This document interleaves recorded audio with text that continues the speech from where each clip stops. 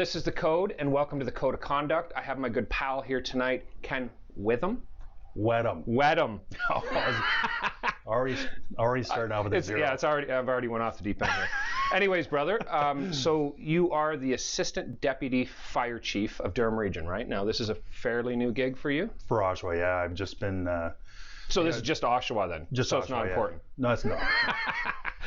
Yeah, I just started that new role, so Right. It's relatively new.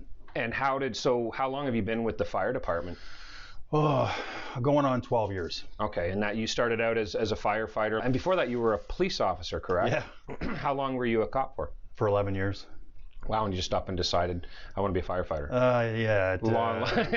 I'm not going to open that door because I understand I couldn't do it. God bless them for doing it out there for sure. I couldn't do it, but okay. So then you became a firefighter, and then what happened? Before you became the assistant fire chief.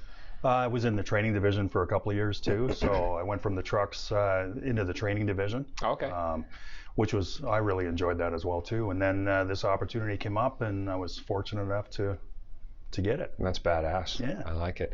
Okay, so now I remember you were on Spider's show recently, and he has a show. Chris, what is the show? Legends and Heroes. So I want to touch base about that, because when you're on Spider's show, you had mentioned that you were part of the I Can Hero as well, right? Yes. That whole program. And that is basically, what is that exactly? Do we have a program to try and raise awareness for first responders and people in the community, and it's a fundraising portal for organizations to raise money for charities. It's brand new actually, but it's an exciting program, and I'm glad to be part of it. That's cool, very cool. And I wanted to also touch down on something that a lot of people that don't really know about you and your firefighting and everything else, but you are also a champ as when it comes to powerlifting. I want to touch on that because that's pretty badass, because I lift stuff, but not like you do. Yeah, I did some powerlifting for a while, and I got the powerlifting bug. I'm pretty extreme at everything that I do. Whatever I sink my claws into, I go 100% at it. So we were actually down at the Arnold's in Columbus, Ohio, for some kettlebell stuff a few years ago. We went in to watch some power lifters, and I was blown away really, watching these guys squatting 1,000 pounds and bench pressing 800 plus pounds. That's incredible. Yeah. So it just became a curiosity, fascination. So when I got back, I got a hold of the president of the Canadian Powerlifting Federation to see if there was anybody in my area that I could kind of learn from. I was fortunate to find a bunch of great guys in Toronto. They had a little garage gym called the Anvil. Nice. And I trained with Clint Harwood, I think he still has the biggest drug-free bench press in Canada, 859-pound bench press. Jeez. So I started to get in with those guys and learned how to lift a little bit. And now you say a little bit, because that blows me away, because you ended up getting into the Arnold Schwarzenegger competition, right? Yeah, in the States. You've done that a couple times, and then more importantly, then you went on to actually get some world records, right? Yeah, national records in Canada, and did some world records. I competed in West Palm Beach, Florida, and won my division at the World Powerlifting Championships. Jeez. Which was pretty cool. So yeah, lots of stuff. My goal when I started, when I got going at it a little bit, my first competition I never did till I was 48 years old. So that's interesting to me right there. So at 48 years old, you were like, you know what I want to start doing? See, me, I'm not even at 48 yet, and my first thing I get up in the morning, I'm like, should I shit before I leave? Right? Or just take the chance, well, right? I still say that. Right? Yeah. No, you know what? It was the first competition I went into. I squatted 705. And wow. I think I benched, 440 pounds or something at the time, and I deadlifted over 605, I think, and I won the competition, and I won best lifter at my first competition. So wow. I kind of got the bug really bad there. Wow. And so when I was training with the guys, you know, I was kind of shy about making any kind of a announcement or prediction, but my goal was to squat 1,000 pounds. Right. And I remember asking Clint Harwood one day, you know, because I was in the 800s, and I said, do you think it's crazy if I wanted to squat 1,000 pounds? And he said, I don't think it's crazy at all. I just don't do it too fast. Right. Yeah. So yeah, it was quite a journey. We had a bunch of people training at our place. We had set up a gym at my place, and we probably had a dozen lifters from around southwestern Ontario that trained regularly there, 3 or 4 times a week. It was all in. And I remember you telling me before as well that your home gym, you actually had Men's Health magazine out and did like a spread on you there, right? Yeah. So how did that actually happen? That's pretty cool. It was, you know, I've met so many awesome people through powerlifting and so many good practitioners. So I did a presentation at a big symposium in Mississauga where people come from all over the world, and Dr. Ken Kanakin puts it on, and it's the Swiss Symposium. And I met Dr. Stu McGill, who was a great guy, but he's probably the top scientist in back health. He worked with all these prestigious athletes like George St. Pierre, and he's a consultant with the NBA and the MLB. Like, everybody comes to him, and that's impressive. So I just got talking to him, and he's such a humble guy, and we just got talking in the hallway, and you know, I was talking to him about squatting and how we set people up with squatting and what my philosophy was behind it and stuff. And he was pretty interested. And the next thing, like 2 weeks later, he calls me up and he says that Men's Health magazine's doing a feature article with him, and wanted to know if I'd be interested in having Men's Health come down to my home gym to do a photo shoot. No. Yeah. So it was pretty awesome. So right, that's kick-ass. Yeah, they came down there with a photo crew and set all these lights up and everything in our little gym garage. And yeah, I think it was February issue, I think 2018 maybe. But it was pretty cool. Nice. Pretty cool. Love it. That's badass. Okay, so I do want to actually add one more point to all of this lifting and stuff before we go on. Your lovely wife, Sherry, is also a power lifter, and from what I recently found out, she actually has more world records than you. Yep, she does. That is absolutely awesome. She was pretty amazing. She probably has a suitcase full of national and world records. I don't want to say how old she is because she'll be upset with me. She's young anyways. Yeah, but her last competition that she did, I think she squatted 465, wow, benched 265, and I think her best deadlift was 455. And I mean, she lifts more than 90% of the guys at work. Wow. Yeah. Now, did she get in around the same time you did, or was this something she was doing prior? Or she always seems to like I mean, she's interesting. She's very athletic, and I got the powerlifting bug, and then she came down. I did a meet down in Detroit, which was a fundraiser for kids with cancer. It was called Relentless Detroit, and we were down there, and it was an amazing event as well too. While we were there, she's like, I can lift as much as they do now. I can lift as much as that. So she got interested in it, and then she started to train and with us, and you know, through powerlifting, we were both sponsored with Elite FTS in Columbus, Ohio, and you know, it just kept rolling, and she's an amazing lifter. Yeah. Wow, that's impressive. Sherry's a lovely human being too. I love Sherry.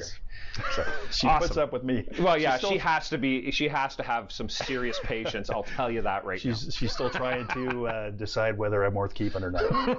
She's at 22 years. She's still on the fence. Yeah, nice. Yeah. Well, that's cool. So I want to get to something that I was really looking forward to talking to you about, which is your music. And so the people that don't know that, because we haven't talked about it yet, but Ken actually has an awesome band called MONSTA, which is on his shirt. Yeah. And now you guys have been, like, you and your drummer, how long have you first and foremost started the project? Like, how long has that been? Jay and I have been together since the start, and it's been over 3 years now. Right.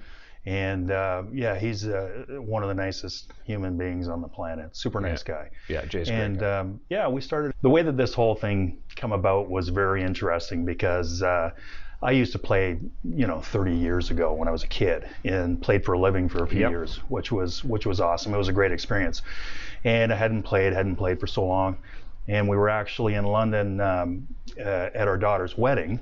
and we stayed overnight at a hotel, and we get to an elevator to leave, and there's a bass player that I played with 30 years ago who goes, Right. whoa, so we kind of hooked up after that and kind of reconnected, and we thought it would be kind of cool to get the guys back together and play a little bit. So I know we had one practice, and we went out and, I don't know, played at a street party in Stratford and played about 10 Zeppelin tunes or whatever. Right, we used to do some Zeppelin stuff, and then we just kind of same thing, got the bug again, and it's been a real awakening. Right. So I just started to get back into it, and then started getting interested in it again, and then, like I said, once I get my hooks into it, Yeah, there's no looking back. No. Well, because it's funny, because that's how I actually met you, was working at the music hall, working production. And I remember the very first time I ever seen you step on stage, and both times that I worked with you, you were a three-piece, and which was impressive to me because you covered some awesome metal music. And one of my favorite bands is Pantera, which you covered. And I remember sitting back going, holy shit, man. Like, it wasn't just Pantera, it was all these other different genres inside metal you seemed to just cover with one guitar player, and I thought it was brilliant. And I was like, wow, this is killer. And then it was, I guess, might have been a year or so later, you came back, but only this time now you had some original material. So that was pretty badass. So let's discuss that. When and how and why did you decide to start writing? Was it just a natural progression? Because I get that, it is for me too. It's being creative, which is the attraction for the most part. It's great to do some cover tunes, but Right. in my mind, you're just following somebody else's, riding somebody Right. else's coattails, right? Being able to make your own music and find a little groove that you enjoy, you take a lot more pride in doing your own stuff. So Absolutely. I mean, I've always been an idea guy. I'm always writing down lyric ideas in my phone and stuff. I mean, you could probably scroll for 5 minutes on all the lyrics and stuff I've got in my phone. When you start to get off into doing the original stuff, it just takes you in a totally different tangent. I think we grew up in the best music era ever. Everybody says that, by the way, Yeah. but I get it. I agree. And like I've heard a lot of people say, "Oh, you guys, it sounds kind of 80s," with some of our original stuff, and yeah, I guess so for the most part, because that's kind of the influences that we grew up with. Well, yeah, that's music as a whole, though, realistically, right? And I was funny, I had a conversation with somebody the other day. I always notice music, especially when it comes to styles, it almost goes decade by decade, right? And it's dramatic. Like, if you look at the 80s, compared that to the 90s, not just one genre, all genres. Yep. It's almost like it's like, okay, the decade's over, let's move on to the next one. Everyone just, okay, clocks out, clocks into the new genre, away we go, right? It's so bizarre how it works, but it's true. And to me, that's what I love about it. When you guys play it, because there's still so many fans, and there's still a lot of the younger generations are now getting into a lot of the, not just metal, but hip hop and dance and rock out of the 80s, right? It was just a cool time for music, and you know what I mean. And I've noticed even bands, younger guys going back into the 70s and the 60s and stuff. The musicians and stuff. Hey, we it's all just coming found back, AC/DC. right? What's this Exactly. AC/DC band? Yeah, But it's true, because music, that's what's so brilliant about it, right? Is it doesn't really matter what decade it was written. It's going to be loved by generations to come anyways, especially if it's any good, right? Yeah, so that's why my stuff has already been forgotten. listen to you. Right. But so moving back to, so that's been going on, then now you've went through some changes with the band as well. So let's talk about that. So, obviously the hardest part, and you probably can attest to it for being in a band, is to get a lot of people with the same drive, the same mentality, the same goals, and it's hard to be with people who don't care or don't want to practice or don't want to put in any effort but expect monumental returns. Absolutely. Because I'm sure that you can attest to it as well. I think everybody sees the end product for a band. When you're on the stage, they see the final show, but they have no idea. Absolutely. Hours and hours and hours and hours that goes into getting everything ready and everything that goes along with it, all the rehearsals, all the organization, all the, if you're into the merchandise stuff, the advertising, everything that goes in. There's so much that goes on behind the scenes. It's a full-blown business. It's a full-blown business, and people come out and watch you play for an hour and go, oh, that was cool. Yeah. Almost, you're just playing a guitar, so what? Yeah, right. Oh, it was easy. It just comes to you naturally. Yeah. You just, the one that drives me crazy is when and I've actually had people say this to me, yeah, but you're doing what you love, so why would you even care to have any money or care to have any of this? It's like, that's not what it's about. It's you love to do it, but there's so much behind it that goes into it, and there's so little given back to musicians, especially today. Right. And the one thing that really drives me crazy about the world kind of and the way it looks at music is the one, like with everything going on in the world, no matter what the chaos is, because regardless if it's COVID or whatever, there's always something chaotic going on around the world. The first people to step up to do anything about it, raise money, are musicians. Yeah. They're the ones doing the benefits. It's people coming to musicians. Whenever they have a benefit, we want music there. Why? Because music is basically the heartbeat of the soul. Everybody loves music, regardless of what genre, doesn't matter. Yeah. So it's true. There's so much effort that goes into it. And the biggest thing that you key in on is that you got to do it because you love it. Right. Because 100%. If you are doing it to try and make money, you've already failed. Sadly mistaken. Yeah, you're gonna have a real eye-opening experience. And the fortunate part for us, I think at our age, and it's just my spin on things, but I think that it's advantageous for guys that have been around for a while, that are established, that we're not doing this to make money at all. We're doing this because we love to do it. Absolutely. And moving forward, like you said, we want to get into, we really are pursuing getting into the fundraising charity stuff. Yep. And that's how we want our band to be, just more than just a band. Yeah. We want us to have a purpose. We want to have a purpose. And what our purpose is going to be moving forward is to use it as a vehicle to raise money for charities moving forward. Absolutely, and I think that's a fantastic idea. Yeah. Because the other thing with music, and we had this conversation before we went to air, was that basically the songwriting aspect of it. Like, you and I are very similar. We write about what's affecting our lives, right? Yep. Me, I'm very, mine's all very emotional stuff, regards mental illness, things like that, looking at your own self and potentially, leaving this planet kind of thing, right? And there's just so much that you kind of bleed out when you write a song, right?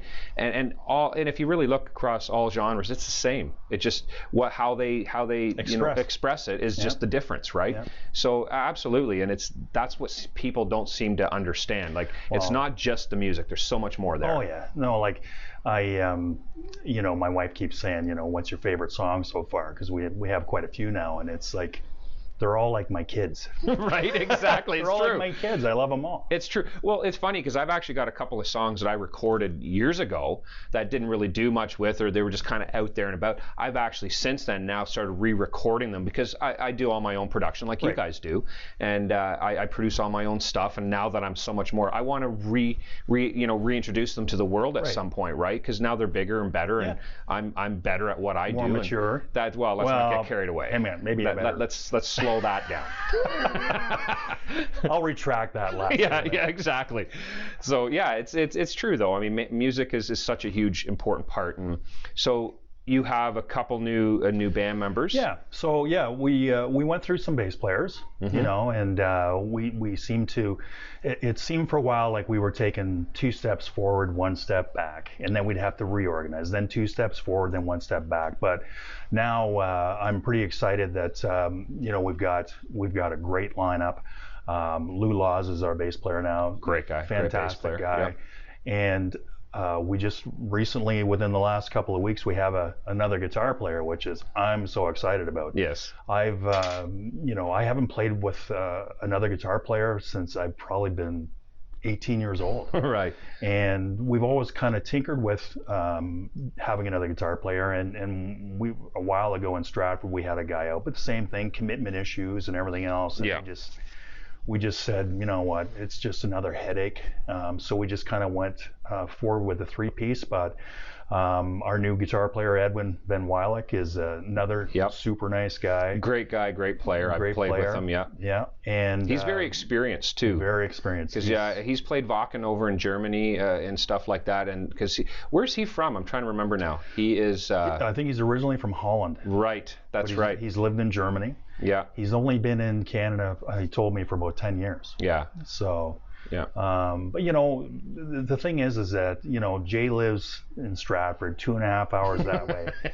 Edwin lives an hour and a half the other way, you know, but you know, with the technology and stuff the way it is now, with you know, we all have the ability to record tracks and send them back and forth, you know, through the internet, and you know, you can create some tracks or guitar tracks and put some ideas together, and then I can send them out to the guys and they can see whether they like it or not, and then, you know, Jay can add his drum tracks and send them back. So, you know, as much as you know, the separation physically is, you know, perceived barrier, it's really not that much of a barrier. Right. You know? Right. Nowadays, yes. It would have been. Right. But with that being said, too, I also know a lot of big international touring bands that they'll do their tour, and then they're different parts of the world. Yeah.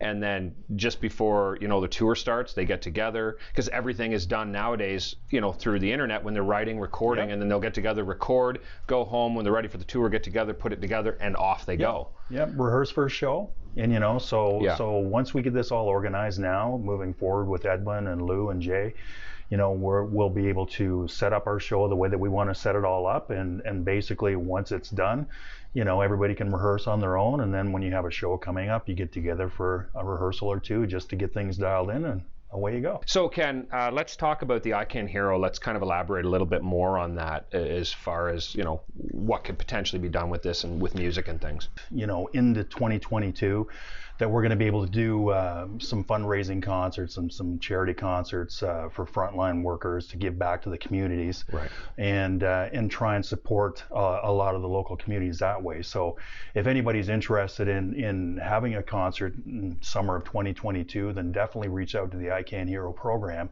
and that's the kind of thing that we're hoping to move forward with. Right. Just to go in and say thanks to the frontline workers in the recovery program, with all this pandemic, to try and get, you know, put a positive spin on everything that's happened. So. Right. And then maybe we could even potentially pull something like that over to the new venue we're working at 44 Bond, and do something there. Would be fantastic. We can't wait to play there. Right. Me neither. All right. So I'm just, is there anything else, like, as far as the music goes? Like, I actually, before we get into that, when we were talking, we were on the phone the other night chatting, and I'd asked you about a couple of the videos you released. Now, you guys, you got a video and that you released. I'm not exactly sure when it was, because I remember you started releasing them last July. Yeah. And this was for the song "Lay Your Guns Down." Yeah. Now, this is a very powerful song, and could you just discuss that a little bit, and then we'll. Well, you know what, like we talked about before, you know, writing songs is all about being inspired by something, or you know, like you were talking about your feelings and stuff. So Lay Your Guns Down, and it's probably because I've been involved in the emergency services and stuff, and in the police, is that I was always constantly hearing news media releases about, you know, shootings in Toronto.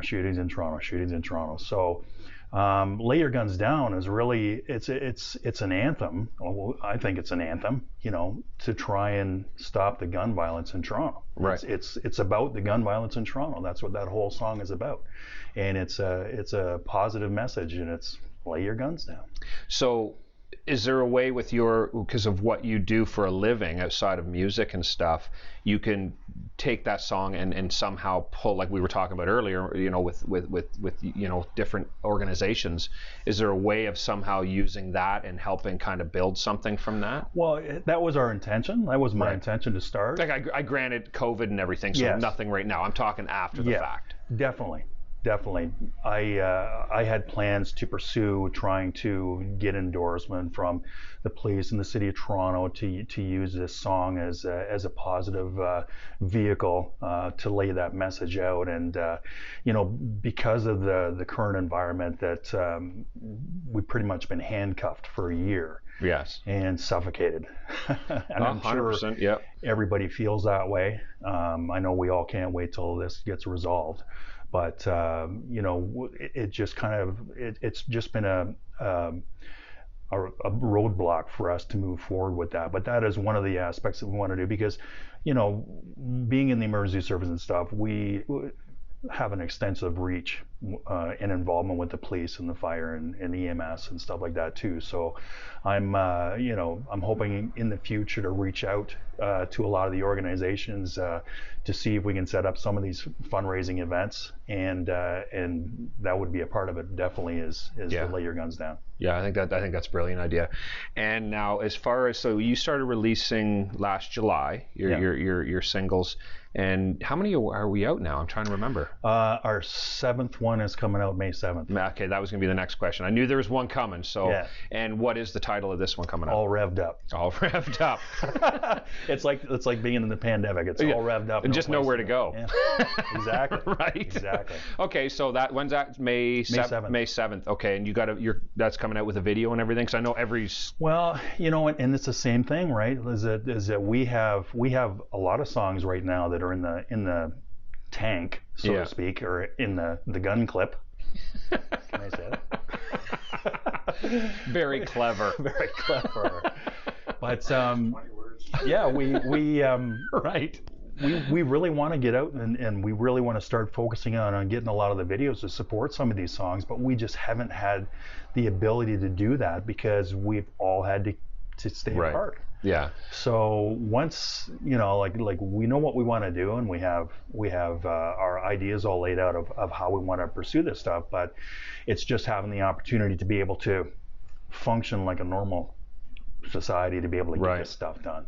So as of now, we don't have a video for that song. So you're just going to release it onto all the streaming formats and stuff, and they just put out a big notification. For now. So basically, I recommend everybody go out and follow Monsta. What are the socials, just so everyone knows, and also streaming sites? Well, we're on all the streaming sites: Spotify, Apple Music, Amazon, all that stuff. Our Instagram is Monsta Rock Show. Yep. And we got a Facebook page. We also have a website, www.monstaband.com. So lots of Monsta stuff. It's scary. You might not want to do it. That's why I don't. I'm a little terrified. Last time I was on your website. Well, last time we were drinking together, I think you turned into a bit of a monster. So that's right. Yes, I did. All right. So is there anything else that you want to before we go any further, like before we finish up and stuff? Is there anything else you want to cover? No, I just want to say thanks for having me on here. I just want to say, if you do get the opportunity to get out, support live music. I think that's really important. And I know a lot of the live music venues have been suffering over the last while. And, I'm really hoping that when venues do open up again, that there's going to be a big surge for people who want to get out and support live music. We definitely need that big surge to come. We do need the big snowball effect. And, just come on out and have fun and support local music. There's a lot of great bands. Yes, around. There really, really is. And it's exciting, and it's a lot of work. A lot of people don't see all the stuff that happens behind the scenes, but trust me, it's hours and hours and hours hours and hours. Absolutely. And that's a big point of my show that's going to be moving forward is to have all these artists and people on from the community and outside the community as well, because I don't think it's understood what it really is about to be in this industry. Yeah. and what's behind the scenes. It's like, you know, the Wizard of Oz behind the curtain. You know what I mean? There is a lot going on back there that most people have no idea of. 100%. And I can also assure people of this when this pandemic is over. The new venue we got going on over at 44 Bond, we are already booking big stuff into next year. I can't tell you what it is, but I can. I'm awake.